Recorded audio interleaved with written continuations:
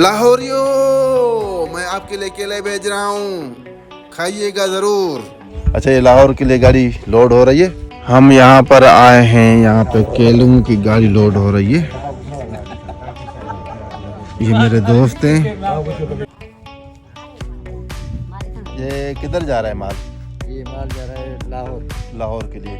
अच्छा, ये लाहौर के लिए गाड़ी लोड हो रही है और इनका पूरे पाकिस्तान में माल जाता है। घोटी, लाड़काना, साले पट्टे और उसके बाद संडोलियार, हैदराबाद। अच्छा, वहाँ पर भी आपका काम है। देखिए ये चाचा वहाँ से केले उठा उठा कर यहाँ हमारे यहाँ सिंध में ऐसे भी तो मेहनत कर रहे हैं, मजदूरी कर ये मेहनत का श्लोक है।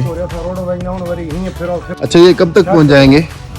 ये इंशाल्लाह कल शाम तक पहुंच जाएगी गाड़ी लाहौर। फिर उसके बाद इसका क्या प्रोसेस है? केला मार्केट में कैसे कितने दिन में आ जाएगा? ये मार्केट में तकरीबन 4-5 दिन के बाद आ जाएगी।